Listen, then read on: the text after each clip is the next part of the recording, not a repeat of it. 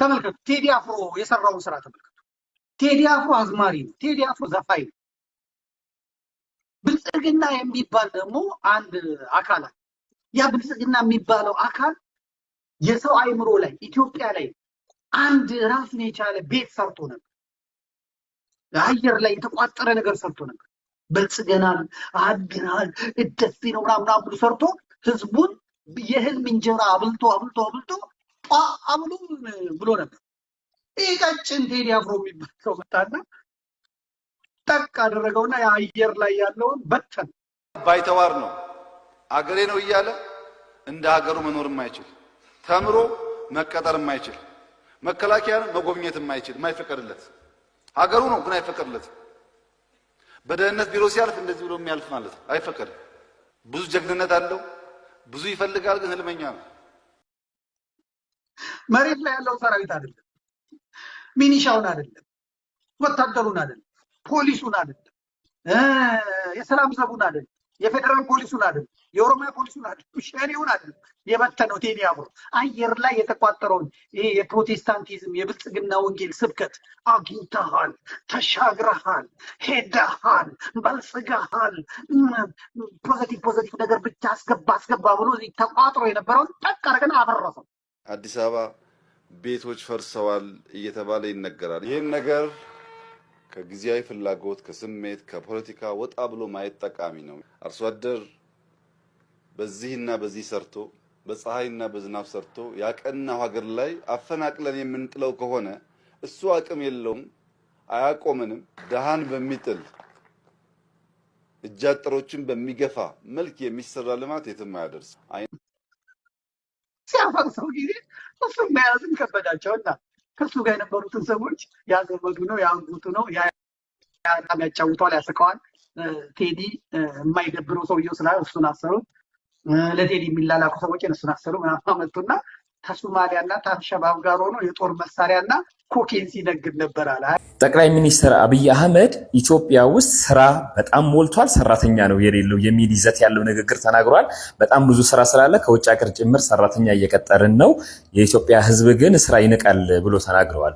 በነገራችን ላይ አብይ አህመድ ይህንን ሲናገር የምር ያምንበታል፣ ከልቡ ነው የሚናገረው። ይሄ በጣም አሳሳቢ ነገር ነው። የብልጽግና ሰዎች ለምንድን ነው ሰው የሚለምነው? እዚህ ሀገር እኮ ስራ አለ፣ እዚህ ሀገር ረሃብ የለም፣ በምግብ ራሳችንን ችለናል፣ ስንዴ ኤክስፖርት እያደረግን ነው፣ አንጻራዊ ሰላም አስፈረናል፣ ወዘተ እያሉ ሲናገሩ የእውነት ያምኑበታል። ይህን የእውነት ስለሚያምኑበት በጣም ያሳስባል፣ በጣም ያስፈራል። እጣ ፈንታችን ምንድን ነው ብለን እንድንጨነቅ ያደርገናል። እንግዲህ አንድ ወላጅ ልጁ እየታመመ እያየ ልጁ ኧረ አልታመመም ደህና ነው ብሎ የሚያስብ ከሆነ ልጁ ሊያሳክመው አይችልም ማለት ነው።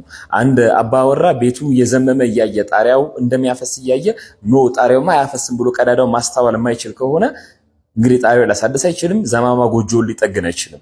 ይሄ በጣም የሚያስጨንቅ ነገር ነው። ሰው እየታመመ መታመሙን ካላስተዋለ ሊታከም አይችልም።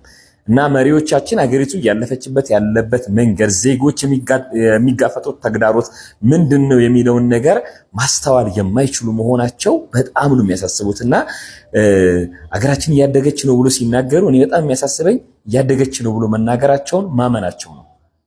ይሄ በጣም ነው የሚያሳስበውና ዕጣ ፈንታችን ምንድነው እንድንል ያደርገናል። ነገ ከዛሬ የከፋ እንደሆነ ነው የሚነግረን። ምክንያቱም ያለንበትን እውነት ያለንበትን መራራቅ ስለማይቀበሉት።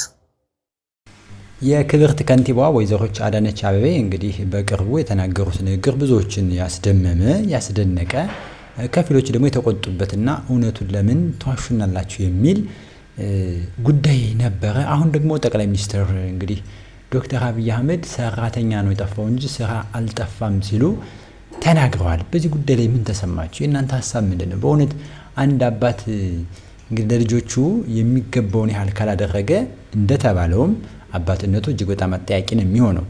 እውነት ኢትዮጵያኖች ስራ ሰነፎች ነን፣ ስራ እንመርጣለን፣ አንድ ጉዳይ ሆኖ ማለት ነው። እንዲሁም ደግሞ በአሁን ላይ ኢትዮጵያ ባለችበት አሁናዊ ወቅት አሁናዊ ሁኔታ ኢትዮጵያ ላይ ስራ አለ ወይ?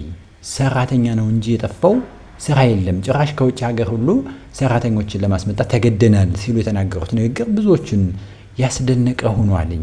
እውነት ይህች ኢትዮጵያ የት ናት እያሉ ጥያቄ ሁሉ የሚጠይቁ ሰዎች በዝተዋልኝ። በዚህ ጉዳይ እናንተ ሀሳብ ምንድን ነው? እውነት ስራ የሌለው ሰው የለም ኢትዮጵያ ውስጥ? ሰራተኛ ነው የጠፋው እንጂ ስራ አልጠፋም?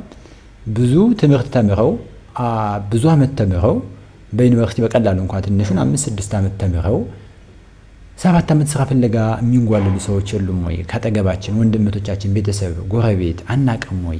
ምን ለማለት ተፈልጎ እንደዚህ ተባለው እየተባለ ብዙዎች መነጋገር ሆኗል። ይሄ ጉዳይ እውነት ዶክተር አብይ አህመድ ይሄ ጉዳይ አሳስባቸው ነው ወይስ እንዲሁ ነው የተናገሩት?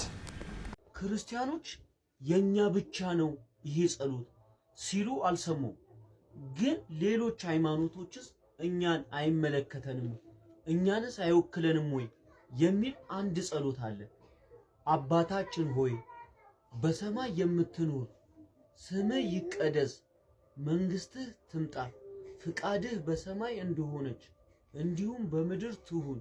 የዕለት እንጀራችን ስጠን ዛሬ፣ በደላችን ይቅር በለን እኛም የበደልነውን ይቅር እንደምንል፣ አቤቱ ወደ ፈተናም አታግባን ከክፉ ሁሉ አድነን እንጂ መንግስት ያንተ ናትና ኃይል፣ ክብር፣ ምስጋና ይላል። ይሄ ነገር እኔ ሙስሊሙን ሳይመለከተኝም ወይ ከክፉ ሁሉ መዳን የለብኝም? እሺ እቺ መንግስት ያንተ ናትናም ይላል። የሱ አይደለችም ምድር? ለዘላለሙ አሚን ይላል። ፍቃድህ በሰማይ እንደሆነ እንዲሁም በምድር ይሁን ይላል። ታዲያ ይህንን የሚቃወም እኔ የትኛውም ሃይማኖት የተቀላቀለ ሃይማኖት ምድር ላይ እንዳለ አውቃለሁ፣ ይኖራል ብዬ አላስብም። ያልኳትንም ብቻ በማውጣት የምታርሙኝም ከሆነ ለመታረም ዝግጁ ነኝ። ከሊፋ ዣቢ ነኝ። አላህ ይቅር ባይ እንደሆነው ሰዎች ሁሉ ይቅር እንደምትሉኝም ተስፋ አደርጋለሁ እና ካልኳት ነገር ውጪ ሐሳብ እንዳሰጡኝ ባልኳት ነገር ተነስታችሁ ግን ሐሳብ ብትሰጡኝ ደስ ይለኛል። ከሊፋ ዣቢ ነኝ። ላይክ፣ ሼር፣ ፎሎ ማድረግ እንዳይረሳ። ዋላህ ከሊፋ ለተባለ ለዚህ ሙስሊም ወንድማችን ሐሳብ ስጡት፣ እስኪ ሐሳብ ስጡኝ እያለ ነው። እንግዲህ የተነሳበትን ጉዳይ የሰማችሁት የተመለከታችሁት ነው ማለት ነው። እንግዲህ ሙስሊሞች በይሰሞን በተለይ እፎይና ሁሱ ባደረጉት ውይይት የተነሳ በጣም መደናገጥ ውስጥ ገብተዋል። ብዙ ጥያቄ እየጠየቁ ነው። ቁርአኑን እንዲሁም ደግሞ ኡስታዞችን ከፍተኛውን ጥያቄ እየጠየቁ ይገኛል።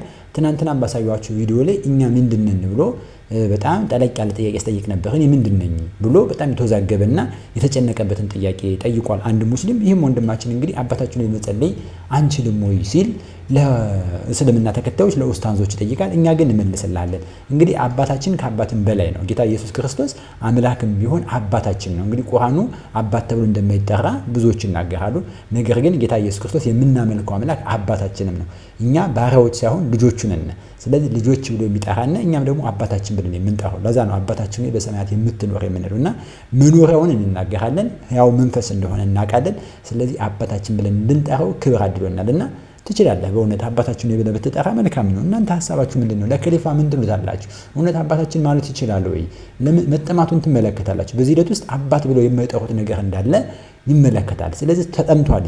ይህ አባታችን ነው የሚለው የክርስቲያኖች ጸሎት ልቦናውን ፈንቅሎ አግኝቷል። ይሄ ደግሞ ከመንፈስ ቅዱስ እንጂ ከስጋና ከደም አይመስለኝም። እናንተ በዚህ ጉዳይ ምንድነው ሐሳባችሁ?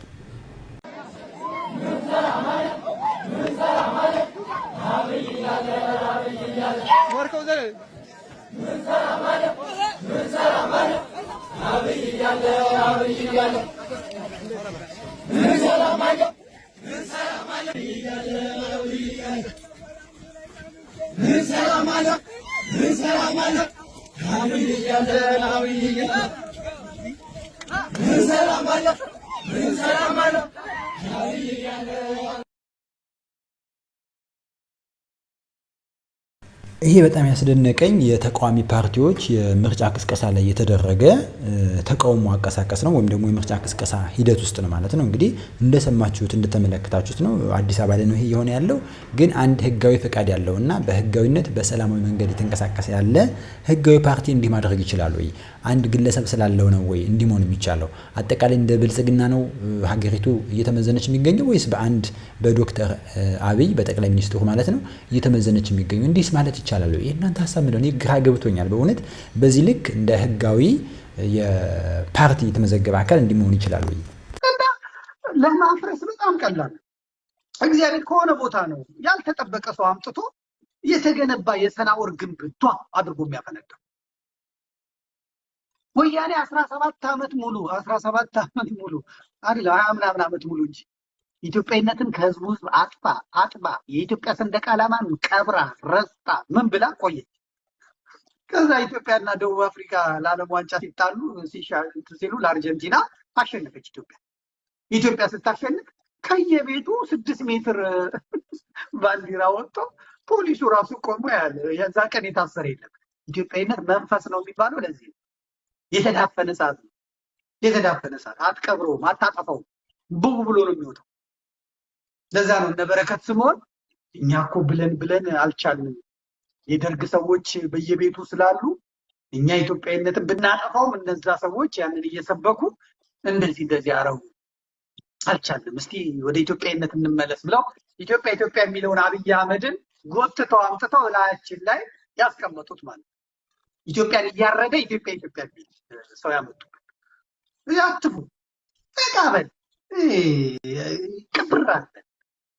ቅብራት ተስፋ ውስጥ ጫር በቤተክርስቲያን ተስፋ አትቁረጥ። ቤተክርስቲያን ላይ ተስፋ የሚያስቆርጡ ሰዎች በሙሉ አስባቸው። አሁን በምነግር መልኩ ያቸው መንፈሳዊያን ቢሆኑ አባቶች ቢሆኑ በረከት ያመጣሉ፣ ያሻግራሉ። ጸሎታቸው ሰላም ያመጣ ነበር፣ ጦርነት ያስቆም ነበር። አሁን ያሉት አባቶች እንኳን የሀገር ጦርነት ሊያስቆሙ ራሳቸው እንኳን ተስማምተው እንኳን ደሞዝ መጨመር አይችሉም። ለራሳቸው ሰላም ማምጣት አይችሉም። አይከባበሩም።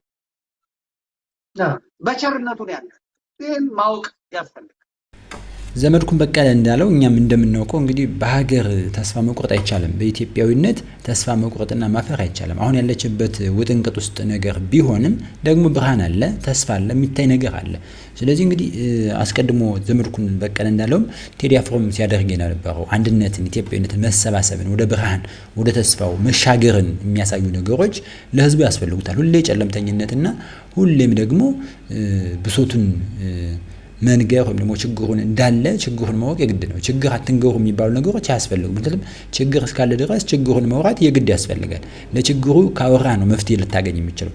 ስለዚህ በዚህ ልክ ሁላችንም ስለ ኢትዮጵያዊነት እናስባለን። ሀገራችን ወደ ተሻለ ነገር የምትሆንበትን በተለይ ከዚህ ከጦርነት ወጥታ ወደ ሰላም የምትመጣበትን ይሄ ከተማ ላይ የሚታየውን ረሃብ፣ ከተማ ላይ የሚታየውን ስራ አጥነት የምናስወግድበት መንገድ ሁላችንም ማገዝ መቻል ያስፈልጋል።